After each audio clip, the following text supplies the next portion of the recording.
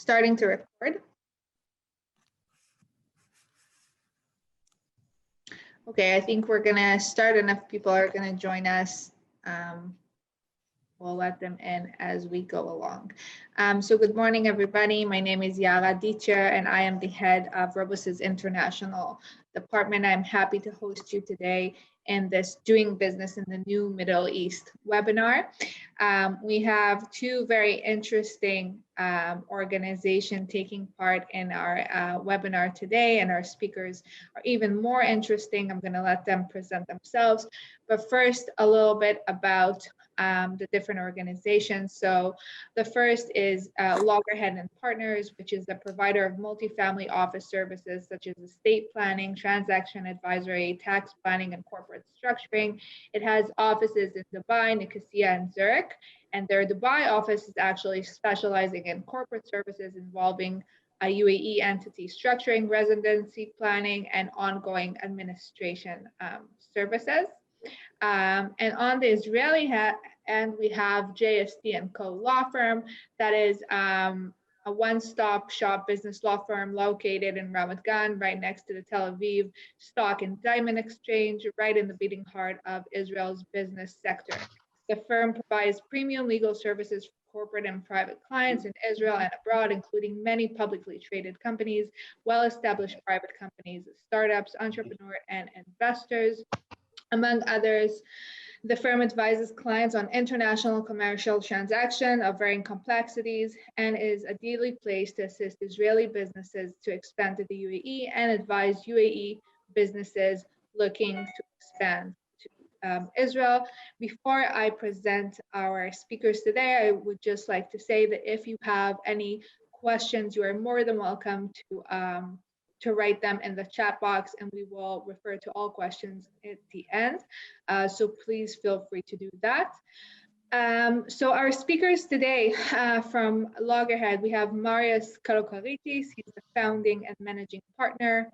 We have Nicholas Rochette, which is head of the UAE, and Joel Niven, relationship manager. Marius, would you like to introduce yourself?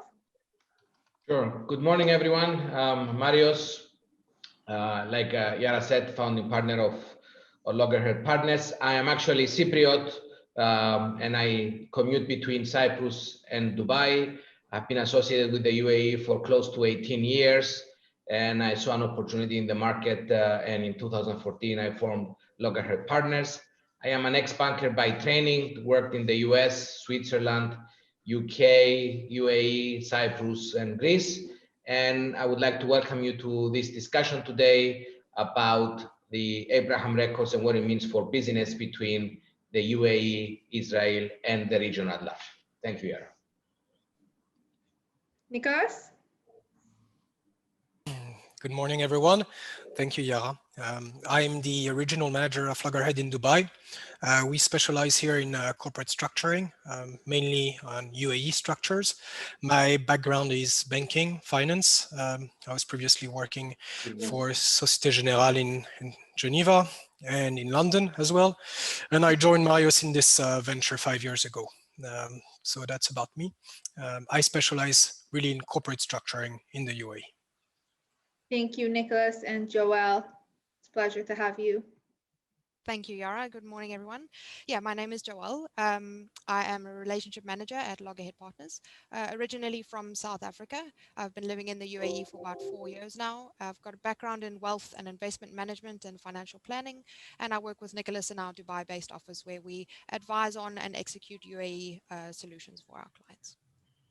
All right, great to have you. So on the Joseph Shem Tov side, on the Israeli side, we have Gil Rosen, and he is a partner at the law firm. And we have his guest, Shlomi Fogel, which is the chairman of the Ampa group. Gil, would you like to say a couple of words? Yes, hello everybody. Thank you for attending today. So as Yara says, I'm a partner at Joseph Shem Tov and Company, which is a boutique business law firm. I'm licensed to practice law both in England and in Israel, and international commercial transactions are really bread and butter and fun stuff that I do. And I'm looking forward to discussing possibilities of international transactions between Israel and the UAE. אני פשוט זום, Whoever is speaking, we can hear you. זום שמו. I think Joelle, maybe put here, I'll put it on mute. All right, Shlomi, it's a pleasure to have you here. Would you like to say a couple of words to present? Hi, good morning. Good morning, everyone. Happy to be with you today here. And I'm a businessman involved in the Middle East from 1982 and involved also in our office in Dubai and the rest of the region. And definitely this opportunity that came across us, I can see that's a great opportunity for everyone here to develop and doing business. And I'm here to try to explain from my experience what can we do. Thank you. Thank you so much, Shlomi. So as mentioned, we are going to start with some questions that I've prepared. And then if our participants would like to ask questions, you are more than welcome to write them in the chat box. Maris, I would actually want to ask you, this is kind of, let's call it an intro question to kind of set the background for this entire webinar. Can you tell us a little bit more about what the Abraham Accords between the UAE and Israel mean for both UAE and Israel from a business perspective for each nation in general? Thank you, Yara. So I was actually there the night that the accords were signed with my Emirati sponsor in the UAE. And this is someone who never acknowledged the existence of Israel. So as a Cypriot, we would usually catch up and he would never allow me to bring in the conversation the word Israel. And ironically, that night, we watched the signing of the agreement together. So it basically means that the wall has been broken, right? There was, even though there was business done through other parties and there were a lot of Israeli people that held secondary passports doing business in the UAE, now that wall is being removed and it opens the floodgates for business, not just between the two countries, but also each of the countries' scope of influence commercially. And in the case of Israel, as we know, it's a technologically advanced country, very progressive, very educated population, arms, technology, agriculture, and the UAE is a regional hub. And we'll talk a little bit about that later, but it's a regional hub. So the UAE has a huge scope of influence in the Northern African part, and it is the gateway to the African continent and perhaps most of the remaining of the MENA region. And they do that by having Emirates and Etihad, which are two of the largest airlines that cover most of the world. And secondly, through their commercial ports, which I guess the Israelis know about the port operations of Dubai, since, as I understand, they're looking at forming a partnership for the port in one of the ports in Israel. So for me, that changes the landscape altogether. I also think that the needs and the expertise of each country are complementary. A lot of the things that Israel has been working on are of great use to the UAE. And this, in my opinion, transpires more than the obvious, which is defense and technology, but things about water, the environment, recycling, et cetera. And similarly, the UAE has, because of its unique culture, and we'll talk about that in a second, offers a unique opportunity for some Israeli companies to be based there and take advantage of their more relaxed immigration laws.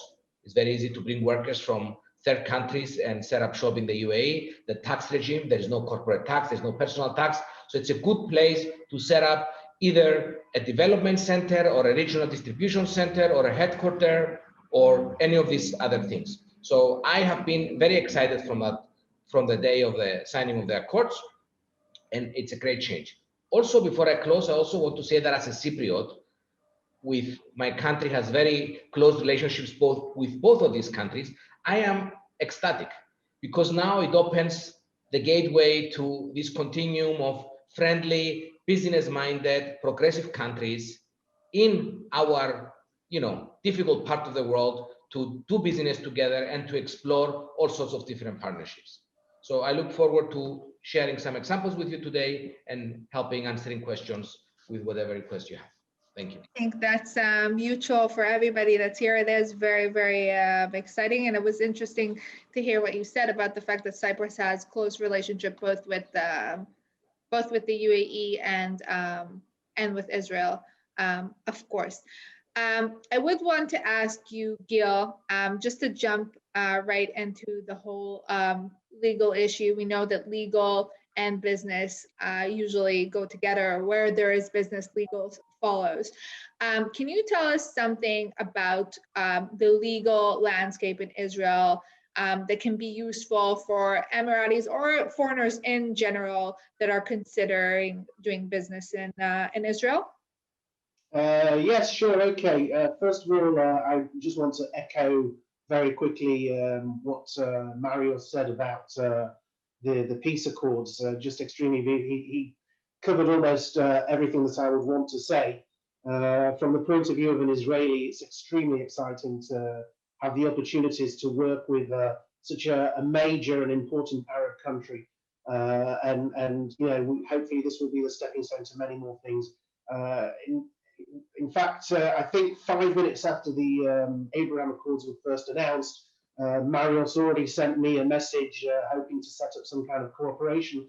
And that is something that I'm seeing a lot of. There's a lot of willingness on the streets of the UAE as well as on the streets of Israel. That's very important. So going now to look a bit at the legal landscape that may interest Emiratis and other foreigners that will want to do business in Israel. So first of all, Israel is a common law jurisdiction with some elements of civil law.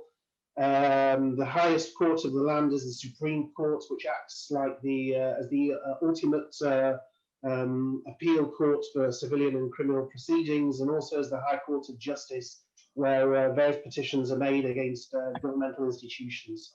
Emiratis should know that there's a lot of regulation in Israel that covers many facets of doing business in Israel, covering such things as the kind of businesses that require licenses to operate, quality and safety standards, environmental protection, government procurement, consumer protection, monopolies and restrictive practices, imports and exports, privacy and data protection, mergers and acquisitions, and many more regulations. And these are all implemented by a large number of different government offices, some of which are very bureaucratic and tiring to work with, and others that are more efficient. So for Emiratis wanting to do business in Israel, particularly in various specific industries, it'd be very important to have Israeli boots on the ground to help them navigate all of this. And this is something that we at Joseph Shem and Company do on a daily basis, both for our Israeli clients and for our foreign clients. In terms of doing business in Israel, the legal entities that are normally relevant are companies with liability limited by shares. There's also general and limited partnerships and certain other vehicles, although in most cases the company will be the most appropriate and normally the most popular form for doing business. Israeli companies are similar in form to English companies with a few little differences. The reasons for them being the popular choice is the separation between the company itself and its owners as far as taxes go and liabilities of the business. And of course, there's also the option for Emirati businesses, the companies and partnerships, to open up their own office branches here in Israel. Something to think about when thinking of international commercial transactions between the two countries is that Israeli tax laws have transfer pricing rules which apply to international transactions between related companies, parents, subsidiaries, joint venturing. So when setting out on a new joint venture, it's very important to plan for these considerations in advance. I'm assuming that I've done quite well for time now. Should I go on, or that's it? You can go on if there's. Okay, so the next thing that I would really talk about is in terms of contract law. Normally, when engaging in international commercial transactions, Israeli companies are often willing to agree to the laws of other countries to govern their contracts. That's not always the case, particularly where the majority of the contracts are going to be performed in Israel.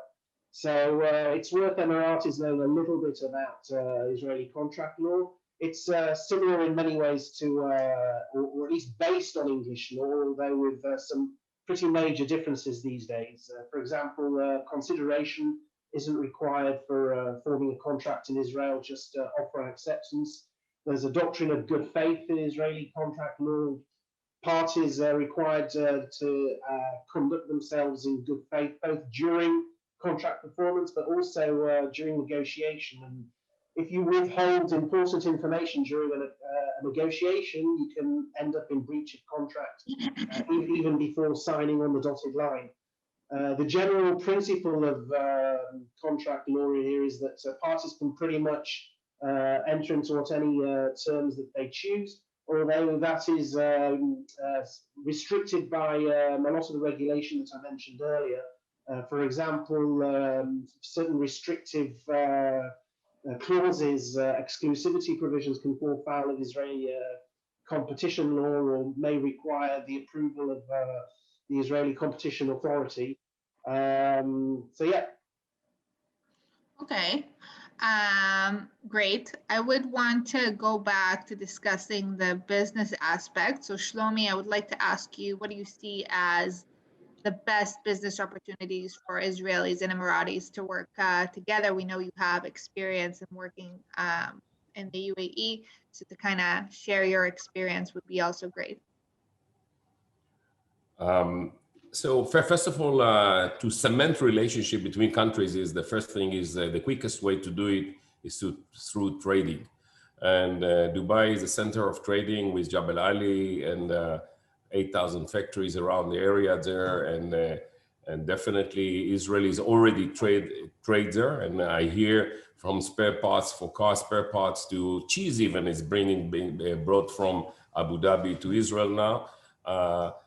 Cars and many more things, consumer products that actually being stored there and actually being brought to Dubai to distribute it in the area. And this can come to Israel, and some of them are already arriving to Israel. At the same time, we are exporting already agriculture, and Agrexco is doing export there, and by air and by sea. And you could see our products on the market there, and are very proud to present it with Israeli flag on it, which was surprisingly nice for us, and it was very nice, very good. At the same time, the next step was tourism, and again, Israelis flooded Dubai, and at a certain time we had more than 65,000 people in Dubai, and this is something which was very important for us to show the Israelis actually what is Dubai looks like and what is Dubai is about.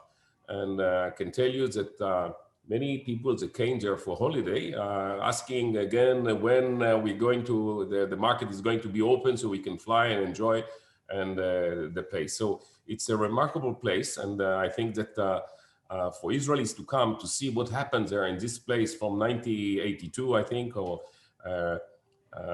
it's amazing. Whenever I came the first time and to see the changes there, it's amazing. And it's something that we could learn as Israelis, what was done in this country by the leaderships and the vision of the people there.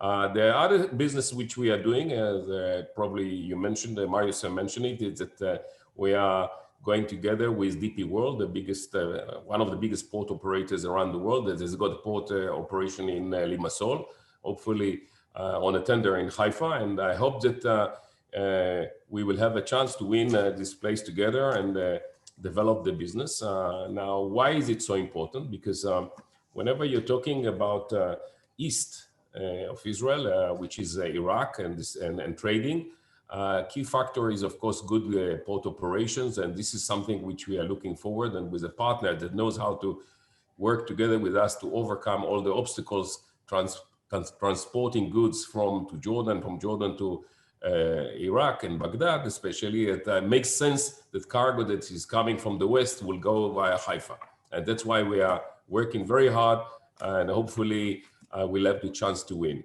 So, so as I mentioned, trading and tourism is the first thing, and the investment, it's the second and the third stage. And Israel is on the investment side, could see the benefit in Dubai by putting a plant there. It takes time. It's not in one day. It's very easy to open a company there, and there is a tax benefit for the Israelis to be there. Now, if you look at our industry, you see that our main industry in Israel is going to be digital.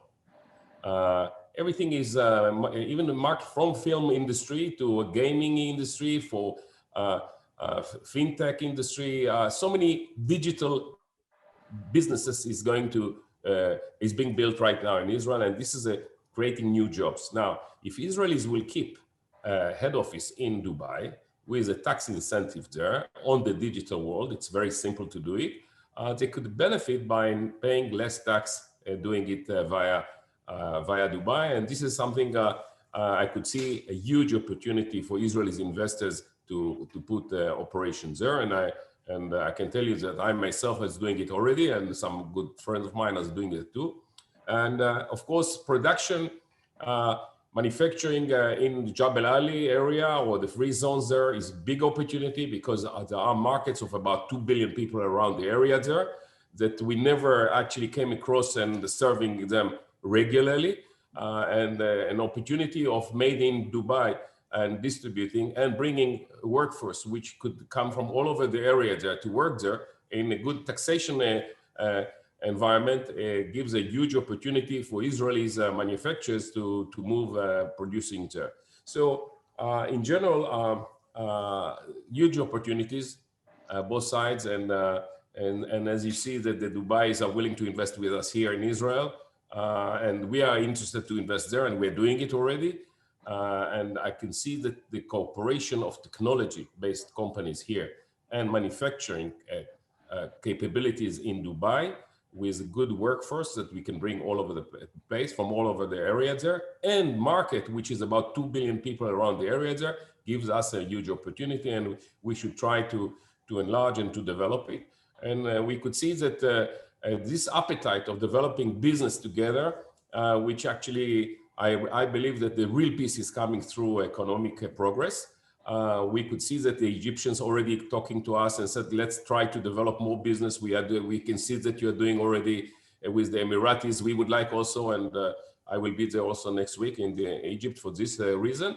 And definitely Jordan and the rest of the country. So it's moving. Something is moving in the Middle East, and it's so important that people can actually benefit. The end users are the people will enjoy and create value for themselves by doing business together. All right, Shlomi, thank you very much. Shlomi, you were referring to UAE investors that might be interested in investing in Israel. And Gila, I wanted to ask you, with regards to people from the UAE that are interested in investing in Israel, or foreigners in general, what are, as the lawyer here, what are the legal barriers that foreigners or Emiratis planning on investing in Israel should know about? What are the main things? Well, actually, the Israeli economy, what with Israel being what it is, really does rely a lot on transacting with the world, with the international community. And that's reflected in the fact that there's really very little in terms of barriers for foreigners or Emiratis to do business in Israel, and for Israelis to do business with foreigners. Of course, there are some exceptions. For example, Israelis and Israeli nationals and companies are prohibited from engaging in business with nationals and companies from enemy states. although that is no longer something that is applicable to the topic of this particular webinar. In terms of investing in companies, shareholdings in Israeli companies, there's no real restriction on the amount, the percentage that foreigners can hold in Israeli companies. In fact, you can have Israeli companies that are completely held by foreign investors. Again, some very, very small exceptions to that. For example, manufacturers of firearms require a permit for their activities, and that permit requires that the company is owned and controlled by Israelis. But that's like a very limited and specific type of exception. The vast majority of the time, there's really no barriers. Also, in terms of the regulations I mentioned before, there are various activities if you want to engage in Israel that require licenses and permits, whether it's providing legal and accounting services, medical services, things relating to food and drink and so on, they require licensing and permits. But, that's the same for Israelis. And in most cases, those licenses and permits are also available for foreigners that want to do business in Israel, so long as they are able to meet the requisite conditions. So all in all, we're a very open and welcoming country, and open and welcoming economy, and the more the merrier. All right, that's the more the merrier is a good thing. Marius, I would like to take the next question with you. You've split your time between Cyprus and the UAE, and you have a lot of experience working in the UAE. Can you tell the audience a little bit more about the UAE and what makes it such an attractive destination for businesses? Thank you, Yara, and thank you to Shlomi. I haven't promised Shlomi any nice meal or good wine, but I thought he did a fantastic job selling the UAE. So if I look at the things from the top, right, the UAE is a country that historically has been in commerce. So in the DNA of the Emiratis, it is deeply rooted that they're there to facilitate trade. That is, you have ports and airports. So the first thing that happened in Dubai, for example, 35, 40 years ago, was the creation of Jebel Ali port. So this is not a coincidence. This is not an afterthought. The foundation of the country is based around trade. And therefore, the whole country today operates, and especially Dubai, around facilitating business. And Dubai, unlike most people think, is not a place that can rely on fossil fuels. To the contrary. And therefore, their biggest value of Dubai is their brand. So you have a combination of the proper commercial DNA, they understand that brand is important, and they're pro-business. That makes them a unique place where the whole system, regulation, the country, it is there to encourage and facilitate business. And Shlomi gave a perfect example of Jebel Ali, right? So they have free zones that are built around the port. So them taking over the port of Haifa, it is not just about the pure logistics of port operations, right? DIP will go there and build all sorts of infrastructure around it. And they own the port in Dubai, and they have ports in North Africa, and they have the port in Limassol. So you're creating a network of ports. So that is very important to always remember about the UAE, pro-business. The second thing is there is no tax. There is no corporate tax, and there is no personal tax. So it is quite shocking to some people how there is no taxation. The republic, the country, is not a republic, the country feels no obligation to offer anything to the people who live there for free. So you pay for things, but it's like a Chinese menu. So you need a company, you pay for the license, and it's not in Cyprus, for example, to set up a company, you pay 350 euros. In the UAE, you pay 10,000, but that's your fee. You don't pay taxes, right? So, and again, that pro-business, pro-commerce attitude transpires here. We can set up a company in less than 2 weeks. And the country is based on people who are not from there. So 80+% of the population are not from the UAE. And you can see this in my organization, right? I am from Cyprus, Nick is French, Joelle is South African, we have Indians, Filipinos, we have Serbians, you name it, because it is such a global society, which means that setting up shop and hiring people, it is so quick and so efficient. So the opportunity here for an Israeli company, as Shlomi said, is, let's take the example of manufacturing, right? Because it would be very low on the list of things that one would think about, right? You can go to Jebel Ali, form a company in 2 weeks. You can rent a warehouse that is up to spec. They even have a refrigerated storage ready to rent, right? You can bring workers from any country of the world, with the exception of maybe Syria and Nigeria. They will have a visa within the first month, and you can set up a fully operational team in the UAE extremely quickly and with no taxes. I doubt that there is any other country on earth that can do this. And then the country is extremely progressive. They take pride that they have inherited this money from fossil fuel from their ancestors, and they want to be the best. And in my opinion, in addition to all the peace and pro-business things that are behind the Abraham Accords between the UAE and Israel, it is also the wish for them to be associated with the progressiveness of Israel. They want to be the first in everything: the tallest building, the longest highway, the cleanest streets, the biggest gardens, the highest number of trademarks, things that in the Arab world and North Africa would never be spoken of. So they are changing the platform. The conversation is disruptive from where they were. And our clientele, in the case of Loggerhead, they are from all over the world. So our clients come from east to west.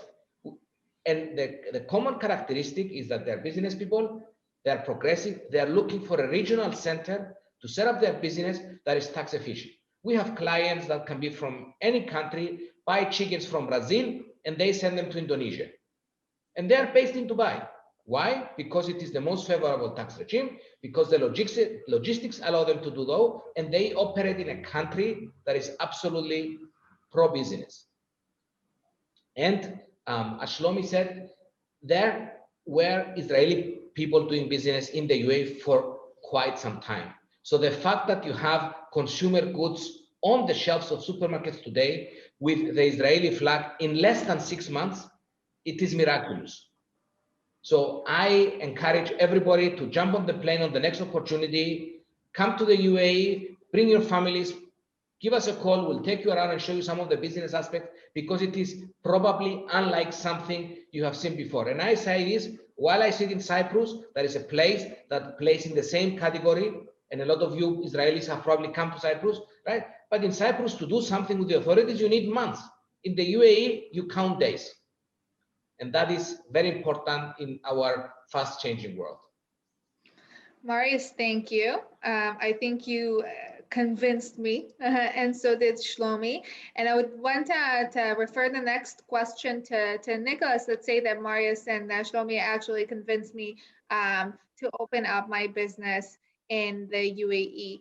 What do I need to know about company formation options that are available in the UAE as a foreigner? Thank you, Yara. So the word I keep hearing during the seminar is pro-business, and it's exactly true. You see it in company formation solutions that the UAE is offering. As a foreigner, you have 3 jurisdictions you can choose from in the UAE, actually. You have the standard offshore jurisdictions, such as Raqqa, ICC, and JAFSA. Those are very similar to the BVI or to the Caribbean jurisdictions. I will not really cover them here because it's not the point of this webinar. You've got about 50 free zones, which is one jurisdiction. They're all independent. They all have their singularities, but we call them the free zone jurisdictions. And you've got the so-called onshore jurisdiction, which is everything that is mainland Dubai, fully fledged local companies. So if we ignore the offshore jurisdictions here and we focus on the free zones and the onshore companies, those are available to foreigners. The thing is, only free zone jurisdictions actually offer unconditional 100% ownership to foreigners. Mainland companies require a local individual or a local entity to own 51% of the company.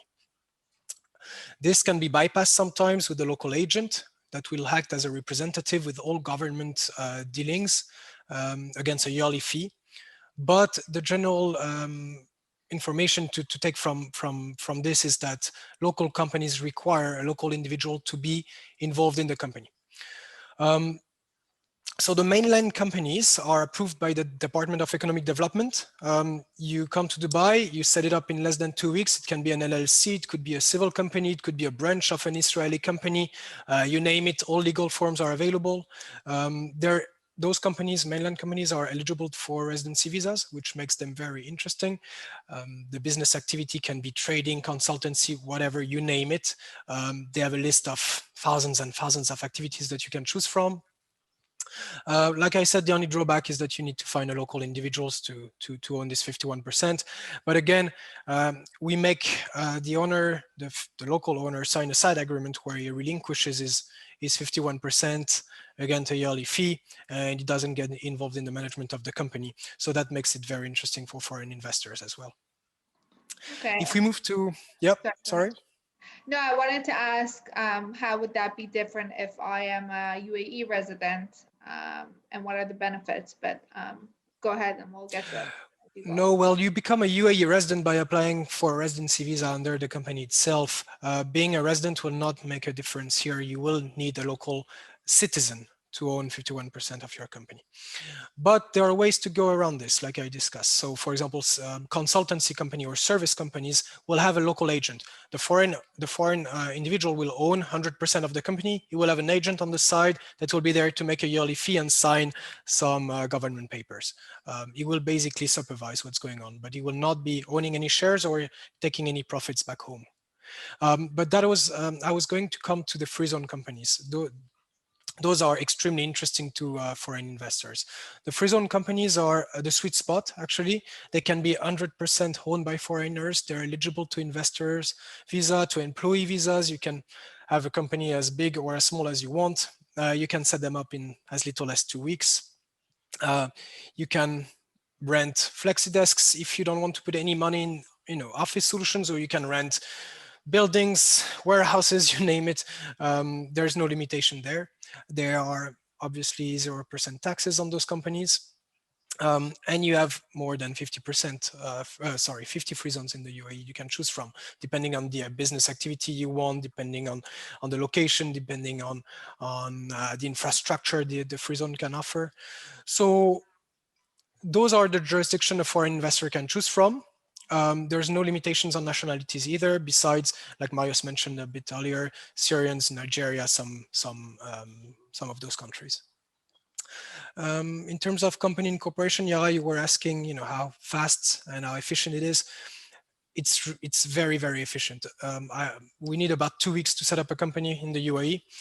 Most of the time, we don't need the shareholders to be in Dubai. And after those 2 weeks, it takes another couple of weeks to make the shareholders residents of Dubai, and they become fully fledged residents at this point. Sounds pretty simple. Well, it's a straightforward process if you know what you're doing. That's what we specialize on. Right. And can I ask you a little bit about, I know one of Loggerhead's specialties is residency planning. How would that benefit clients tax-wise? Absolutely. So we specialize on residency planning, and that's actually the first thing we do and we offer.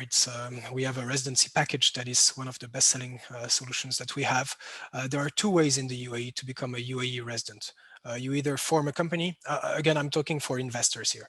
You either form a company, either free zones or mainland company, as I mentioned before, or you buy real estate, as simple as this. Once this is done, you apply for the residency, you get your residency visa, and you can maintain, and you will maintain this resident status as long as the visa holder comes to Dubai 1 day every 6 months. That's all that is required, not more. There's no minimum stay requirement. And we specialize on this. So when a client comes to us for resident planning solutions, we set up the whole thing from A to Z. It starts with the company formation. We move on to the visa application, and later on we have other things such as obtaining residential solutions for our client, setting their whole life here. We provide family office solutions, so you understand what that means. Okay, thank you very much. Joelle, I would like to refer the next question to you. What kind of clients or people could actually benefit from adding a UAE structure to their portfolio? And can you give us a few real world examples? Yeah, sure. So just give me a second. I'm going to share my screen so that I can answer your question.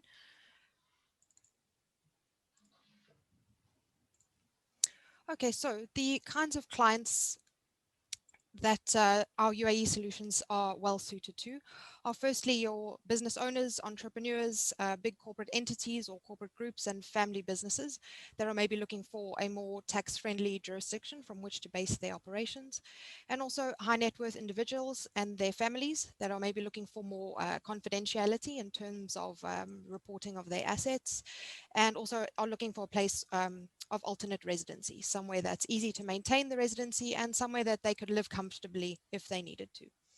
So I'm going to run you through two quick examples of some structures that we've put in place for our clients. Example number one, we have an individual who's got an existing business in his home country. He decides to establish a UAE free zone company. As Nicholas mentioned, as owner of the company, he is entitled to become a UAE resident. Once he's a UAE resident, he can then open a personal bank account in the UAE, and he can then open a private bank account as a UAE resident elsewhere in the world. Our client also rents a property in the UAE to establish a proof of residence. And once he's had this structure in place for about 9 months, our client is entitled to then apply for a UAE tax residency certificate, which establishes him as a tax resident of the UAE, which basically means for exchange of information or CRS reporting purposes, his private bank accounts elsewhere in the world will now report his information to the UAE only, as he's established himself as a tax resident there. Then from his business's point of view, his existing business in his home country would sell his products to the UAE free zone company at a low margin. And then the UAE entity now becomes the entity that sells directly to the end clients at retail price, which then means that the profits can remain in the UAE and free of corporate tax, as we mentioned before, and these profits can then be distributed to the individual as shareholder of the client in the UAE as well, which means he then also benefits from no personal income tax. And then moving on to example number two, we've got a software development company currently existing in a high tax jurisdiction, and the three owners decide that they are going to establish a UAE free zone company instead. They liquidate the existing company to cut tax links with the home country. However, the software development team remains in the home country. They establish a new company, which is separate and at arm's length from the previous one. And then the UAE free zone company now becomes the entity that has the contracts in place with the clients. The UAE entity invoices the clients and receives all the profits, and the UAE entity then pays the development team in the home country a fee for their services, which again then allows the profit to remain in the UAE entity, and the three owners of the UAE entity now get to take advantage of the individual benefits by becoming residents, being able to open their own bank accounts, establish tax residency, etc. So yeah, that's just two examples of structures we've put in place for our clients that allow them to take advantage of the benefits that are available from both a corporate structuring point of view as well as an individual, the residency point of view as well. Perfect. That's very interesting. Thank you for that. Gil, I would like to ask you a little bit about the Loggerhead JST partnership. How will this collaboration that obviously has an interesting global reach can assist each of your clients? Yeah, okay. So going back to one of the things that I mentioned earlier on, is all about boots on the ground in each country. We're clearly at a time where there are a lot of opportunities, and for example, a lot of Israeli clients will be interested in doing business with Emiratis in the UAE, and we can help them with various aspects of that, various aspects of the international commercial agreements and so on and so forth. But where Loggerhead come in is that they can provide for our clients the services that they've described in this webinar and the advice that they've described regarding, whether to set up a company in a free trade zone, and which trade zone, and various other aspects of their wealth management and tax planning and so on and so forth. So for us to be able to offer our clients that added value of having a close working relationship with a firm like Loggerhead in the UAE is very important and completes what we can provide for our clients looking to come into the UAE. And conversely, where there are Emiratis or other clients of Loggerhead, because as Marios mentioned, they have clients that are doing business in the UAE, although they're based all over the world. And anytime that they have somebody that is interested in doing business in Israel or has business interests in Israel and requires legal advice on the activities in Israel, so we are here to complete that service for Loggerhead partners. And obviously, if there are other requirements of these clients, not limited to the law, but accounting and whatever else may be required in Israel. So we're here, we know the people, we have the contacts, and we can help to Loggerhead provide the solutions just in the same way that they can help us provide the UAE solutions for our Israeli clients. Okay, Marius, would you like to add to that? Absolutely. So our world is getting closer, and we are moving away from transactional interactions between service providers and clients to a relationship-based. And as part of that relationship-based, confidentiality and no loose ends is integral for us. Therefore, from the Loggerhead's point of view, Gil and his team and his colleagues in Israel are our extension in Israel.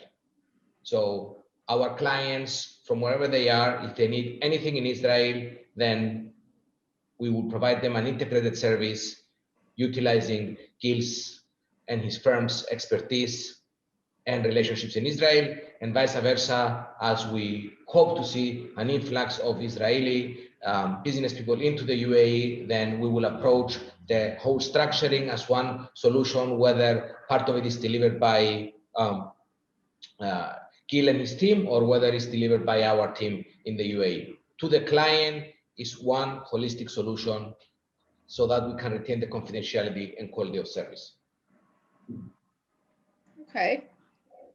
Thank you for that. I would just like to remind the audience that if you have any questions, we have a couple of questions already received, but if you have questions for our panelists, this is the time to write them down in the chat. You can send it directly to me, or just to write them in the chat and everybody can see them. So we have one question. I think Nicholas referred to this, but maybe there's need in further elaboration. One question is, what does tax residency in the UAE entail, and how does that compete with the other low or no tax jurisdictions?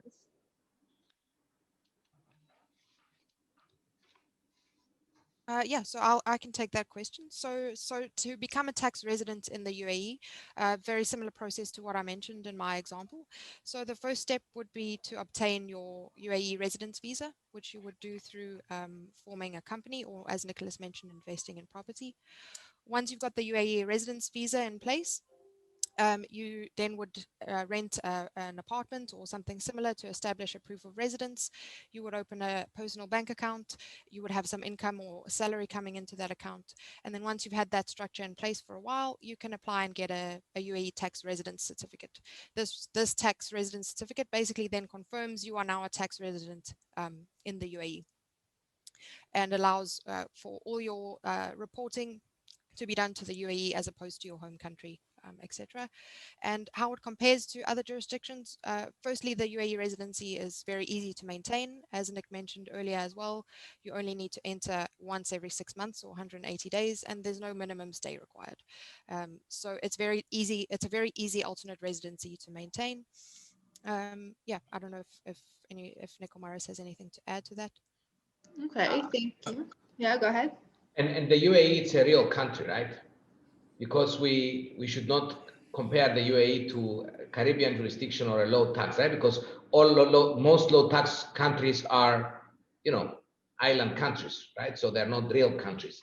So there's no question about why you're in the UAE. You're there because it's a trading hub, because it's a business hub, right? So all these things are done easily from one side, but done easily in a proper country. And someone who is an international business person and doesn't spend the bulk of its time in a single country, then this is perfect. And I understand that, for Israelis, you have as many Israelis living outside Israel as you do in Israel. So I think this could be a fantastic solution for people who spend their time in multiple locations and they need to have to be tax residents of somewhere that is efficient. And to add to this, there's the cost aspect as well and the commitment. So becoming a UAE resident in the end doesn't force you to commit for 5, 10 years. You can do it for a year, you can do it for 2, for 3 years. And we're talking about a cost of $25,000 to $30,000 per year if you want to maintain this full residency package, plus the cost of coming here twice a year. In the big scheme of things, it's not an expensive residency to maintain. It's really not. So I think that adds to the easiness of setting it up. There's the easiness and the cost effectiveness of maintaining it, and the little commitment as well.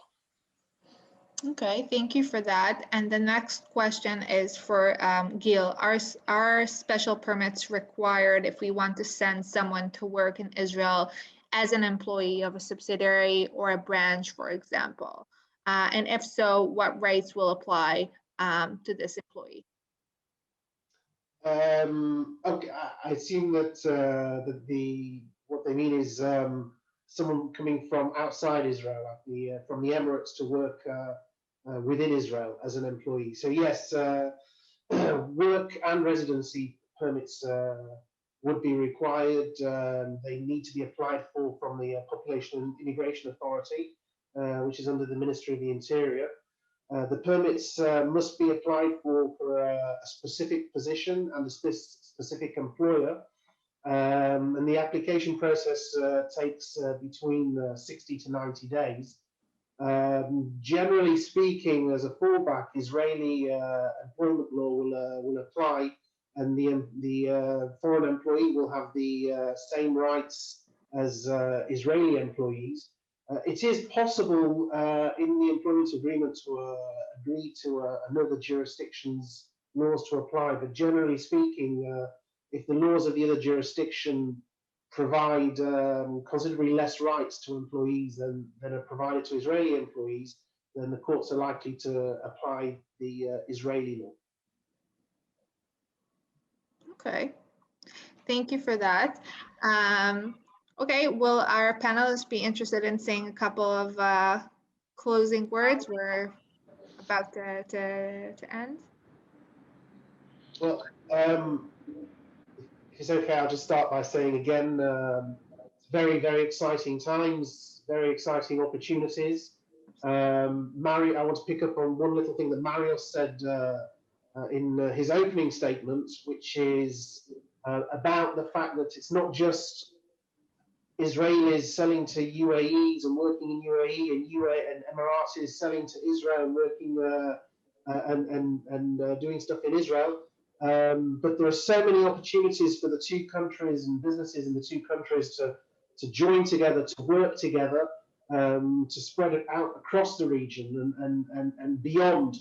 And really, there's such a wide scope of opportunities, and we really do hope that the maximum potential will be realised. And we at Joseph Shem and company are certainly excited and looking forward to working with Loggerhead partners in the years to come. Thank you, Gil.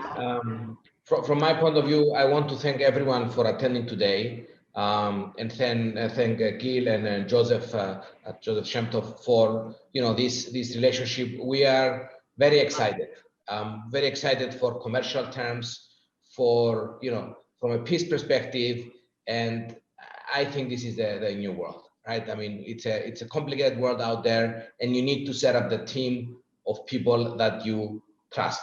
And here we have a unique opportunity. And as a Cypriot, it has a great meaning because I come from a small country. I have two of my country's good friends, forming a team. And I think that opens the region, it opens the world for business opportunities.